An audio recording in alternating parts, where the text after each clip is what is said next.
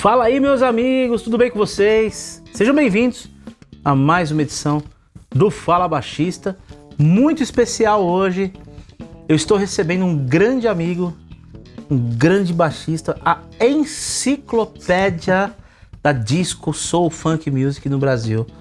Esse cara que já esteve no programa está retornando agora e hoje falando de um programa temático, a história do baixo na disco music. Meus amigos, recebam Fernando Savallia. Como é que tá, meu mano? Que prazer, Panta. Pô, que demais, que honra, velho. Cara, o prazer é todo meu. Obrigado. Te receber aqui. Você é da casa. Pô, obrigado. Aqui você entra, você abre geladeira, aquela, literalmente da casa mesmo, e tô muito feliz de ter você de volta aqui. Muito obrigado. E a gente abordando uma coisa temática hoje que vai ser bem conceitual, legal, né? Bem legal. Então, solta a vinheta.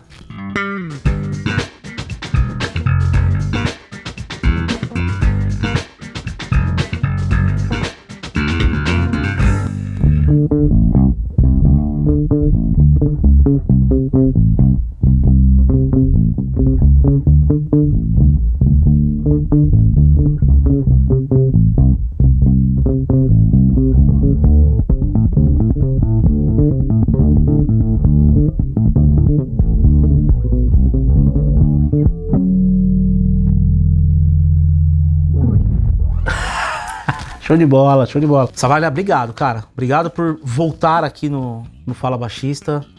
Você é uma referência pra mim em todos os aspectos, como amigo e como músico, como baixista. Obrigado, que responsa. E a ideia que a gente teve, que você sugeriu e a gente teve a ideia de fazer esse Fala Baixista do baixo na disco music. Isso. A gente pegando mais ou menos, tentar seguir cronologicamente a coisa, isso, né? Ao passar dos anos. Pra quem não assistiu a primeira entrevista do Fernando Savallia, eu vou deixar o card aqui, Fala Baixista número 13, tá?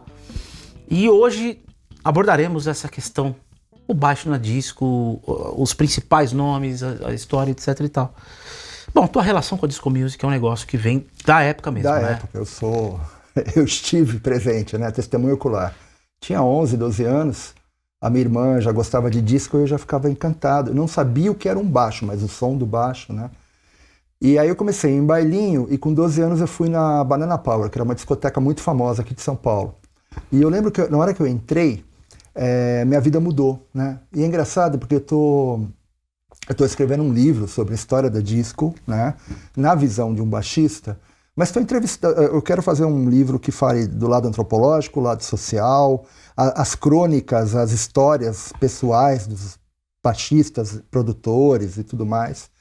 E entrevistando alguns DJs que são contemporâneos a mim, eles entraram numa discoteca, na Banana Power, na Papagaio, ou mais na região da periferia de São Paulo, e saíram DJs. Eu entrei e saí baixista, né? Caramba! A maioria saiu DJ e você foi pro lado do...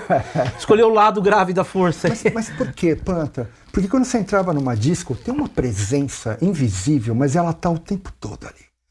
Cara, ela toma conta de uma maneira, assim, e é o baixo. O baixo, ele, sabe, ele tá... E o baixo orgânico, na época não é. Sim. Você vai numa... Hoje em dia... Não sintetizado, tudo eletrônico e tal. Não, sim. Os baixos orgânicos, aquelas, né, conduções em oitava ou funk. Então aquilo mexeu demais na minha cabeça, né? Eu costumo dizer que muitos DJs foram meus professores de baixo também, né? Tá? E aí eu resolvi escrever esse livro com muito material que eu tenho já, de anos e anos escrevendo para cover baixo e para bass player. E eu sei que você tem muito material. Opa, você é um cara que pesquisa há anos aí, eu sei que você... Quando eu falo que ele é enciclopédia, gente, é porque é realmente uma enciclopédia mesmo. O Savallia tem muita coisa que ele escreveu aqui. E foram 10 anos de coluna na cover baixo, fora as entrevistas com os caras, né? Sim. Que a gente ganhava para entrevistar quem a gente queria. Eu já não ganhava. Mas assim, foi bem legal. A gente já não tinha essa coisa. Os jovens têm que... Você é jovem, você não ganha. Aliás, a cover baixo tá fazendo 20 anos, né? Esse ano. Caraca! A gente precisa fazer alguma coisa, hein? Falar com o Ney. Vamos fazer, lógico. Pô, tem que... Né? Ótima ideia. Bom, e aí eu resolvi reunir todo aquele material que eu tinha e comecei a escrever o livro, mas eu estou complementando, eu estou fazendo entrevistas ainda com baixistas das antigas e tal, né? E a história da disco, cara, é a coisa mais linda, assim. Na verdade, ela começa em 1970, né?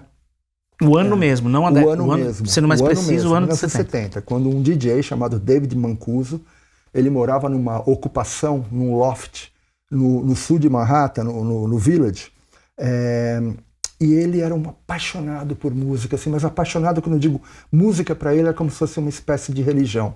Por quê? Olha a história, Panta, você vai descobrindo cada coisa, é lindo isso. O David Mancuso nasceu em 1944, e com 2 dias de vida, a mãe dele deu ele para ser criado num orfanato católico, né?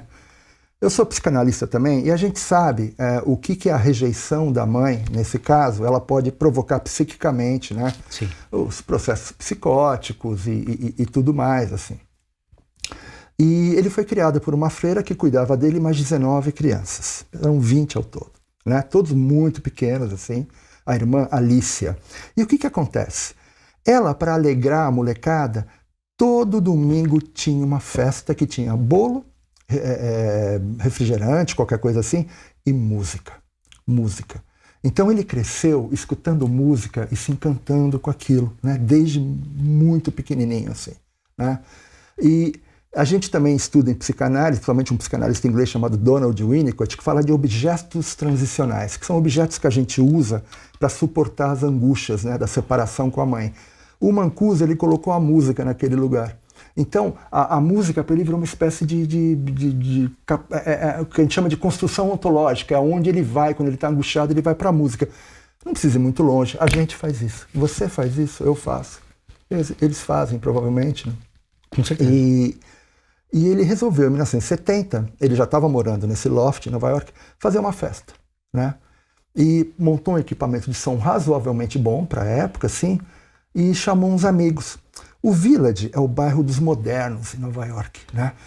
Os artistas, intelectuais, tal, todo mundo mora no Village ali. Então ele era muito bem, ele tinha um círculo de amizade desses intelectuais, essa galera toda, e resolveu fazer uma festa um sábado à noite, na verdade era o Dia dos Namorados, né? E o pessoal se reuniu. Cara, e aquilo foi uma espécie de celebração para alterar o estado de consciência por intermédio de música, né? E a disco, como movimento cultural, nasce aí, né? Ele repete na semana seguinte, e aí começa a virar um buchicho. Os jornais começam a olhar para aquilo, de repente um clube começa a fazer também, outro clube, e de repente a disco vai surgindo. Só que de 70 a 73, não tinha... Quando a gente pensa em disco music, a gente pensa muito no... Sim.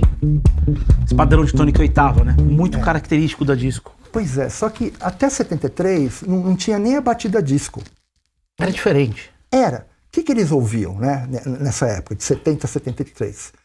Muito funk, 80% era funk, tá? Mas não só o funk que tocava no rádio. É uma tradição que DJ tem até hoje, de descobrir coisas. Então, o Mancuso, ele ia para os sebos, tal, ele ficava ouvindo de tudo. Pô, isso aqui é legal. E geralmente era funk instrumental, né? Uma música que virou símbolo dessa época é o Sou Uma Coça, do Manu Dibango, né?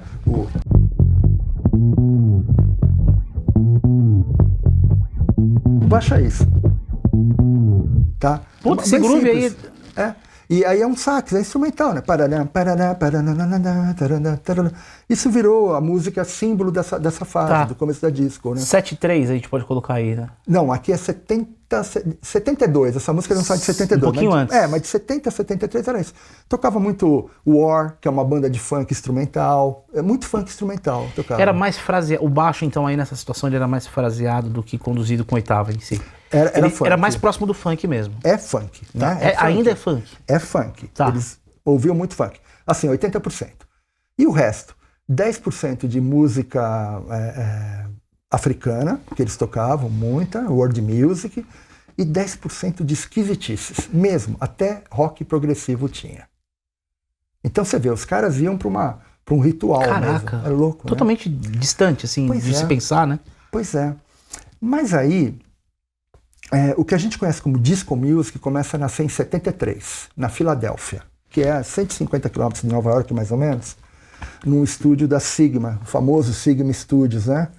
E como é que é essa história? Essa história também é muito louca. Um um quinteto vocal chamado Harold Melvin, no Blue Notes, estava entrando no estúdio para gravar aquele que seria, sei lá, seu segundo, terceiro álbum, né?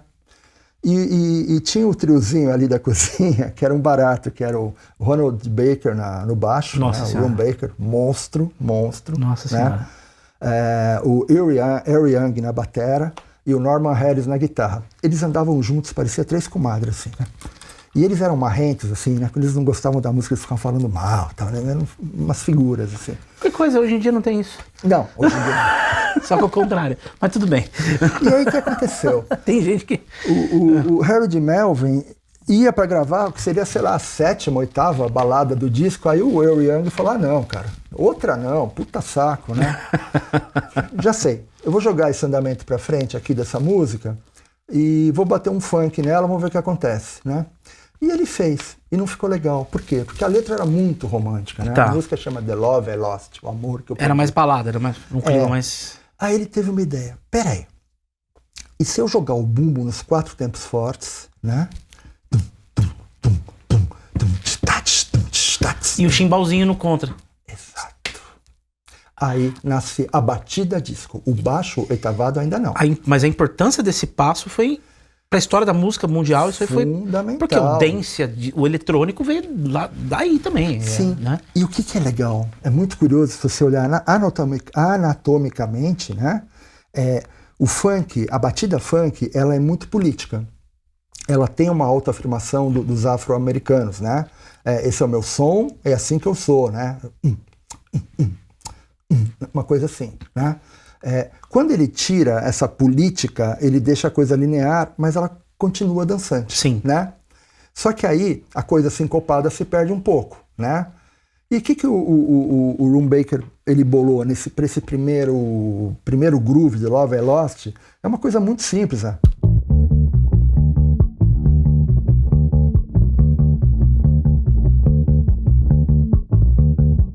Aí vai. Alguma coisa.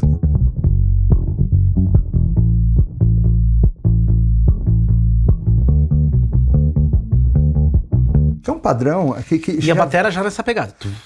A batera já era disco. E esse né? e um padrão, só pra contextualizar pra galera, esse padrãozinho. Com a sexta, né? Com a sexta grave, quinta grave, que é lá do James Jamerson, né? Também tinha muito disso também. Na verdade, a primeira, assim, que eu pesquisei, 65, na Chess Records, em Chicago, uma cantora chamada Fontella Bass, aliás, que puta nome, né? Fontella Bass. Ela gravou um sucesso chamado Rescue Me, bem na onda da Motown, bem copiando a Motown, né? E o baixo já era...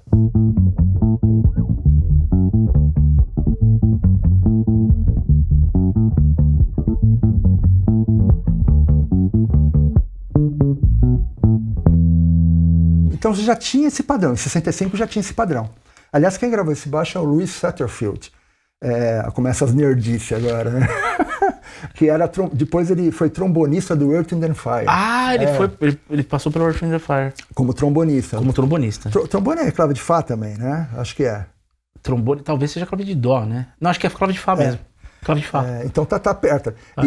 Mas o batera é o Maurice White dessa gravação, que foi o cabeça do Earth, Wind & Fire. Sim. Né? Tá? Sim. Bom, então veio isso aqui.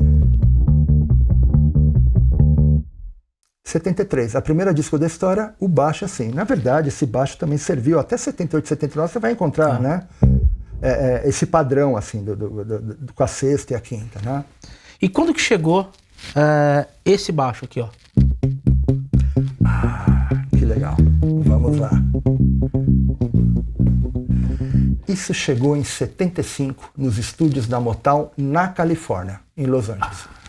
A gente esquece agora Detroit, né? Detroit já em 71 eles mudaram para Califórnia. E essa história é muito legal.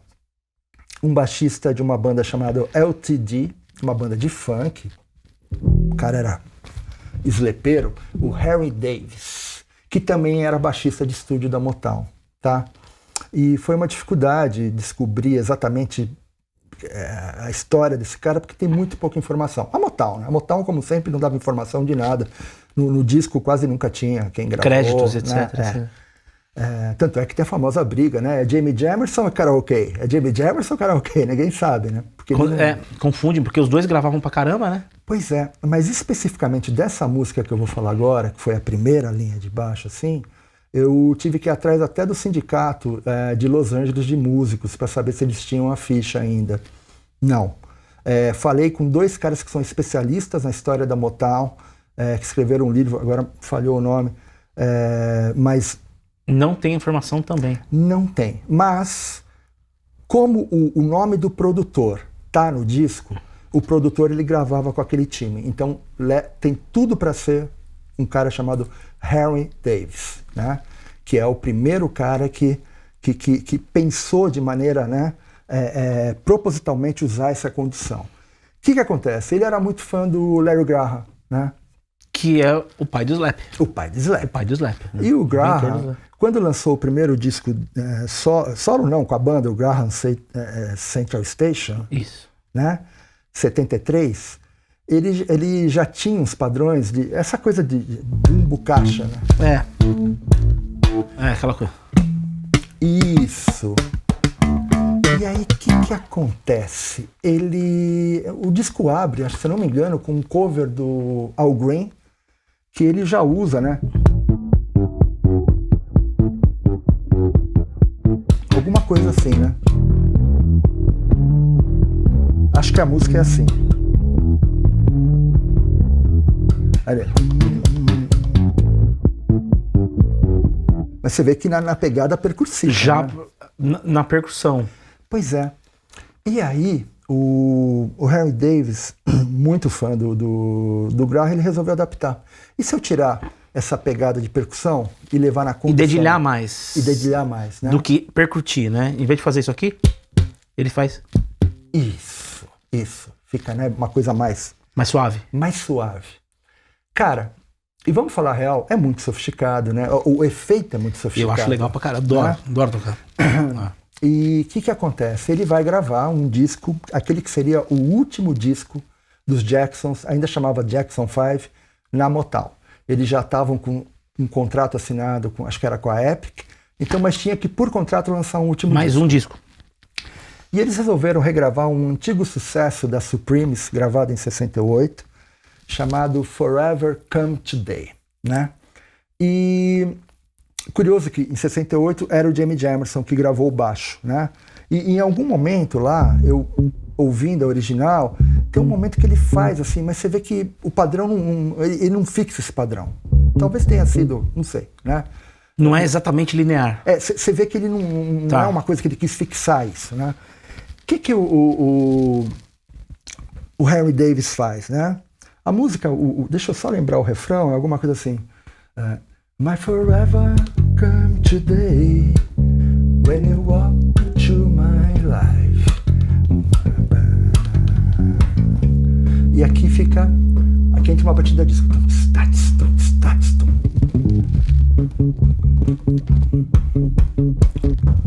ele faz isso. E aí ele vai buscar a terça.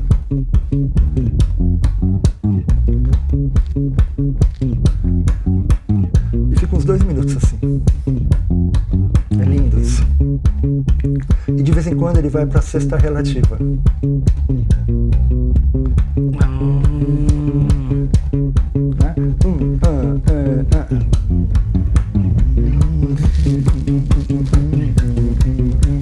Que aí já tem aproximação cromática, né? Que vai ser feito, que é aproximação meio jazz, né? Que a gente vai observar isso daí no Make Me Feel do Sylvester, né? Total. No Macho Man da vida, né? Disco, né? Toda disco vai ter. Isso é uma assinatura disco, né? Mas isso já vem do Graham, entendeu? Tá. O Graham já fazia esse cromatismo. Só que aí, então, essa batida ela ficou mais dedilhada. E aí, então, ela ficou não tão percussiva. Perdeu. Foi aí que criou-se, acho que a principal referência de DNA baixístico na disco. A gente pode falar. Porém, tem que deixar claro uma coisa. Essa música não fez muito sucesso. Eu acho que a Motown, como era o último disco, só contrato, eles não resolveram... Porque eles iam fazer uma sucessão para preparar para outra gravadora ganhar no próximo disco, né? Então, acho que não foi muito investido, né? Porque ela não fez um grande sucesso. Ela é uma música conhecida. Em 76, ele de novo, Henry Davis, ele vai gravar com a Diana Ross, uma música chamada Love Hangover. Que essa música é muito louca, o arranjo é muito estranho. Começa em 80 BPM e depois eles fazem uma mágica ali no meio, no arranjo, para jogar para 119, 120. A primeira parte...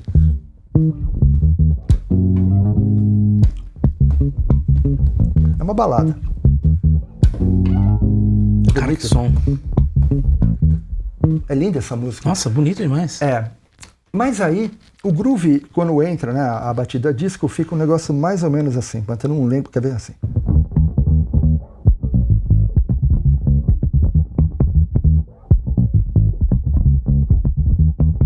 E aí ele inventa um negócio para fazer em acorde menor. Que é assim. Ah, garoto. Aí aparece em cima do acorde menor.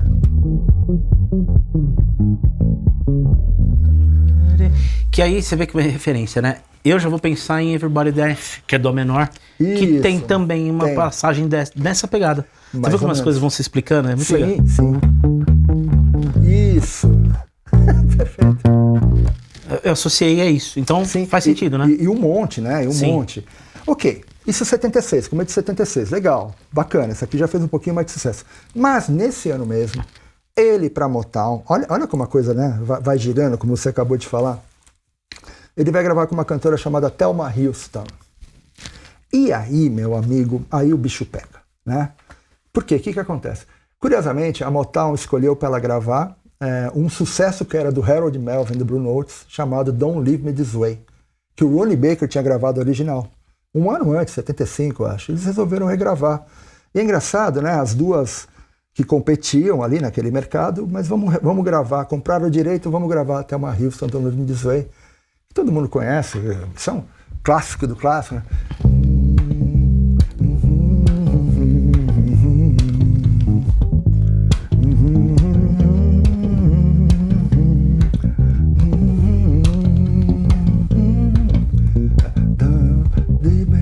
Acho que é isso. É isso mesmo. Bonito pra caramba. É lindo. Lindo demais. E aí vem o refrão. Aí ele faz. Tem uma assinatura.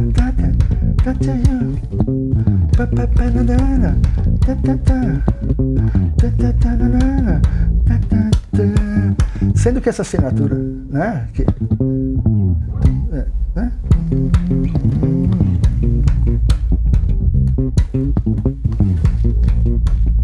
Essa assinatura, o Ronnie Baker já tinha feito, tá? Todo mundo fala, ele que inventou. Não, só para dar crédito ali. Beleza. No meio da música também, ele vai usar...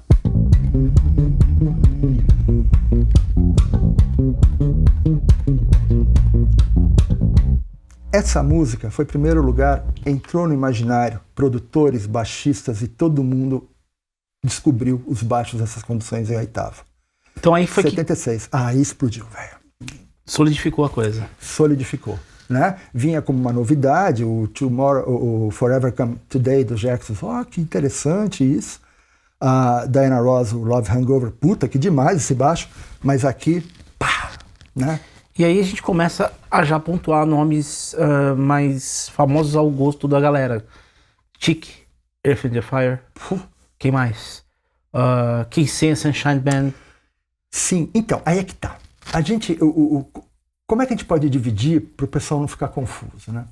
Tudo que tem a batida no bumbo, 4 tempos, independentemente se o baixo é ou não é a condição oitava, é disco. O estilo, você tem é mais pela batida do bumbo, então? Mais pela batida do aí bumbo. É disco. É estilo disco. O funk é mais solto, o funk é mais livre. O funk é solto, geralmente mais lento, solto, ele mais sincopado, né? Isso, tá? James Brown, total, sim. Sim, agora, deixar muito claro, tocou funk, a história da disco inteira tocou funk, e quando a disco acaba, mais 2 anos continua tocando muito funk. A gente pode falar que a disco, ela veio do funk? Veio. E ela é uma subvertente? É um subestilo, assim, seria, tá? Mas, isso é importante, tá? Porque tem muita gente que fala, não, porque a disco matou o funk. A disco nunca, pelo contrário, a classe média branca, tanto americana quanto brasileira, chegou no funk por intermédio da disco. Eu sou o caso clássico, assim, né? tá? A molecada pirou. Foi lá que eu aprendi o que era Earth, Wind and Fire. Talvez por achar que popularizou demais isso tem sim. Os comentários vinham por conta disso, talvez. Sim, mas sim. O que não tem uma coisa a ver com a outra, não, né, no caso. Não, imagina, né? Agora, aí essas conduções em oitava, elas explodem, né? E em 78, aí... Minto, tá em 76, 77, aí, velho... todo mundo começa a usar muito isso. Disco né? Inferno é 77? Disco Inferno é 76. O 76. filme é de 77, mas é 76. Mas você vê, Ronnie Baker, mas você vê que ele não usa condição em oitava. Não, aí tem um padrão diferente, né? É um padrão diferente. Que aqui é uma parada muito louca, que é... Minto, tem uma passagemzinha que ele faz uma oitava, não é? Acho que agora.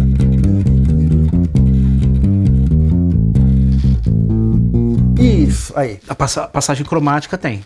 É o máximo de oitava que ele fez na vida. Ele não gostou. Sabe por quê? Porque na Filadélfia, apesar da batida ser do bumbo nos 4, eles não usavam muito os baixos oitavados. Eles queriam preservar aquela coisa do soul, né?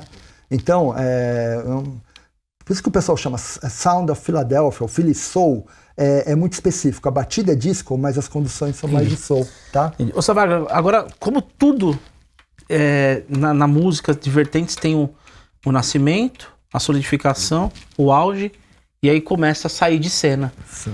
Se você diria que aí, beleza, 77, 78 foi uma era bem evidente com essas levadas, mas 80 foi um marco, assim, para começar a disco a mudar o cenário. Final de 79. Pô. Final de 79. Primeira coisa, se você permite, deixa eu desmistificar umas coisas de quem teve lá, né? Porque eu vejo muita galera falando bobagem hoje em dia, né? Também não é culpa de ninguém, mas você usa o filme Bar do Sábado à Noite como, né, como referência. Mas não era. Ninguém nunca, em sã consciência, numa discoteca, ia dançar que nem o John Travolta. Ninguém ia pagar esse mico. Não, isso é uma balela, tá? Outra coisa, calça boca de sino, aquelas camisas, assim, você tem... O filme faz um recorte do que era disco em 76, e ele é lançado em 77. Em 77, não usava mais calça boca de sino. A moda já tinha rodado. Você entendeu? Tá, entendi. Então a coisa vai, né, se alterando. Então eu acho que é legal desmistificar um pouco. É que nem o que eu te falei outro dia, a gente estava batendo papo, esse papo de viking, capacete de chifre, né? Sim. Isso nunca existiu, né? O historiador fala, de onde tiraram isso, bicho? Né? Bom, são paradigmas que a gente vê em Hollywood, às vezes, né? Sim, mas eu vejo um monte de gente fazendo assim. Não, velho. Não tem nada a ver, né? Tem nada a ver uma coisa com a outra. Nada. Aquilo é coreografado porque é um filme e tal, tá? Bom, que mais? 78, aí isso explode, né? Quer ver? Mas de 78, clássica. Celebration do Earth, Wind & Fire não é um... Do Kool and the Gang. Kool and the Gang, perdão. Não é um disco. Ou o Bumba é nos 4 tempos. Só que ela é temporã, ela é 1980. Que já, 80. Já é temporã, tá? Mas você vê que a condição não tem um baixo oitavada, não tem, né? É outra coisa. Sim, né? Sim, porque ela é mais padrão, né? É mais padrão. Mas quer ver? Ela soa bem isso aqui, né? Isso. Talvez caiba aí esse oitavinha. É isso aí. Em 77 eu lembro que eu fiquei pirado num baixista chamado Alphonse Carré. Claro, eu nem sabia o nome dele, mas a música do Village People...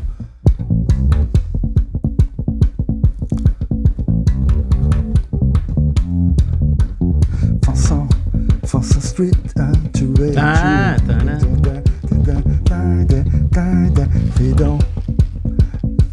Aí vem aqui, né? Não, esse é Macho Man. Esse aqui é São Francisco, elas são gêmeas. Você meteu uma pegadinha do malandro aqui. Eu fui seco. Mas elas são porque muito parecidas. Porque é muito parecido com a frase, né?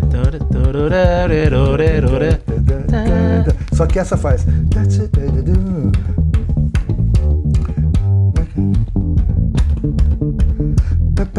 Quer ver? Na hora do refrão você vai sacar. Acho que é assim. San Francisco. San Francisco. Pô, pra caramba. San Francisco. You got me. Sim, só que a outra que você tá falando, né? Não, é em ré mesmo. É em ré mesmo. É no mesmo tom. É aqui, ó.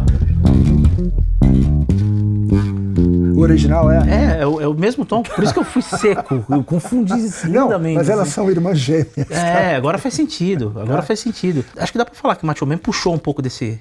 Ah, total, né? Se a gente pegar referência a mesma sonora, banda, o mesmo melódica. produtor, o mesmo compositor. Exatamente. Acho que deu certo São Francisco, os caras vão fazer uma coisa bem parecida, né? Ainda que eu acho que E as São linhas de Francisco baixo, é muito mais legal. E né? as linhas de baixo do Village People já vem já dessa onda. Já. Totalmente. E do Sylvester também. Totalmente. O Alphonse Carrey, o baixista do Village People, falei com ele recentemente. Puta, isso é muito legal. Isso é muito legal. E aí ele me falou, não, e a gente vai direto. Que baixo você usou? Né? Aí ele falou, eu usei um Precision 68 e tal. Tá? Que corda? Aí você fica enchendo o saco do cara, lógico, né? Fazer umas perguntas clássicas, né? Mas tudo, você vê, né, nas condições oitavas. Então 78 tem a...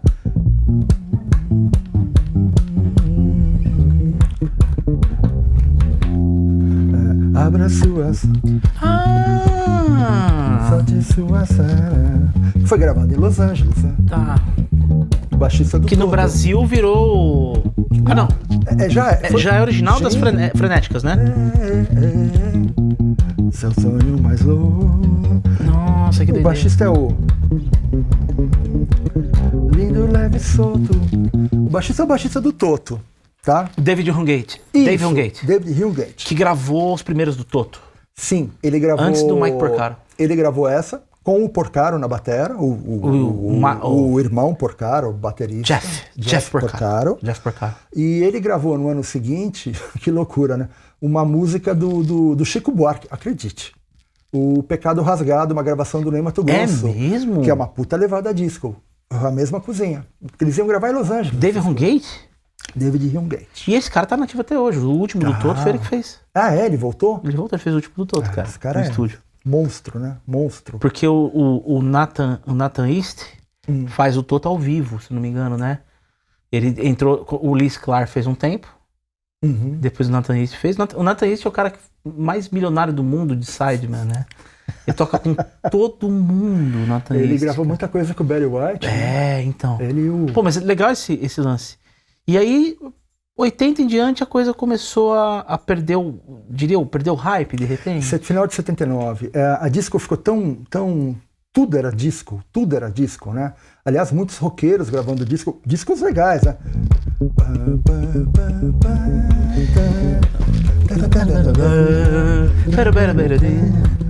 Putz, pode crer, mano. Phil Shane. Faleceu esse ano. Mas o baixista, mas é o Rod Stewart, né? Rod Stewart. Ah, é lindo, né? Isso aqui também vem do disco. Another Buster Dust, que vem em cima do Good Times, né? E ele fez de Music Man, tá? De Music Man. Ele fez de Stingray 4 ali. E 81 ou 80, se eu não me engano. 80, do The Game, 80. né? Mas você vê que é totalmente influenciado pelo Good Times. Ainda que Good Times seja 1 bilhão e 300 milhões de vezes mais swingado que Another Buster Dust, né? Eu acho demais. Sim. Mas, né? Bom, o Roger Taylor não é um nativo do estilo. Pelo que a gente sabe. Não pelo John Deacon, porque a levada de baixo é até bacana. Não, é legal. Mas a batera já não é tão. Mas é uma puta banda, né? Não tem o que falar do Queen, imagina. Mas assim, não é a praia deles. Não é. Então, aí a disco começa... Foi um surf deles na onda mesmo naquele momento. Foi uma coisa. Vamos surfar aqui pra ver o que. Total. Mas o que acontece? Aí em 1980 já não era mais legal ir na disco. Ficou muito mainstream, né? Porém, quando acaba a disco, você tem 80, 81, o que você ficava ouvindo ainda quando você ia patinar, porque virou moda a patinação? Funk disco. O que a gente chama de balanço, né? Tá? Então, que doideira, cara. Doideira. Mas aí em 82, aí sim. Aí começa a ficar eletrônico, a New Wave começa a ficar muito forte, né? Sim. Puta, cara, e aí, sei lá, né? Sai aqueles puta baixos, sei lá, uns...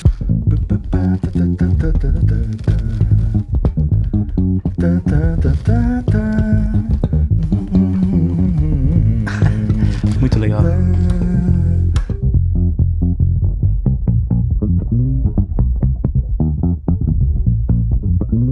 Né? Essas coisas, esses baixões e...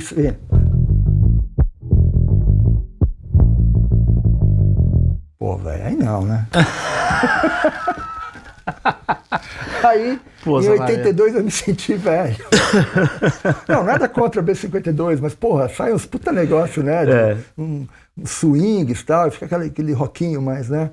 Sem A preconceito. coisa começou a mudar, né? Não teve jeito. Começou a mudar, né? E aí deu origem, a música eletrônica nasceu, não é que nasceu, ela tem muito da veia disso, né? O dance anos 90, né?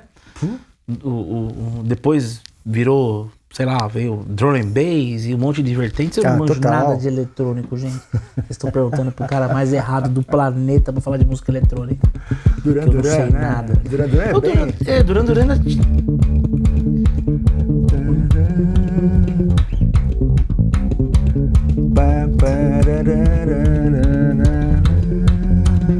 Planet Earth. Tá vendo?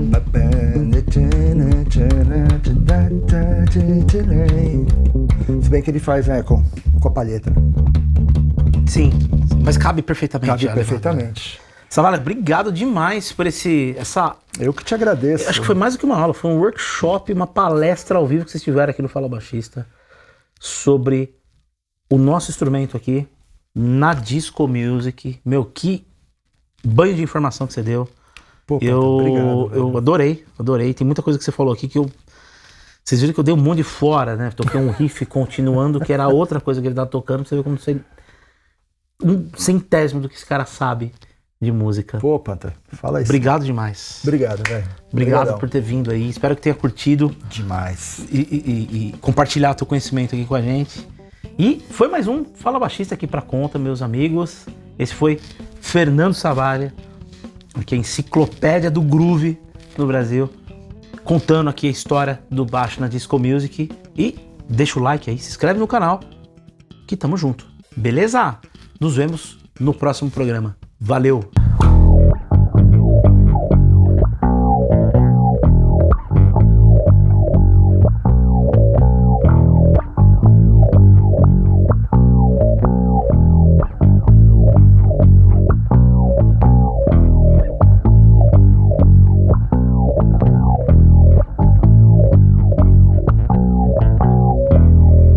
Boa! Foi.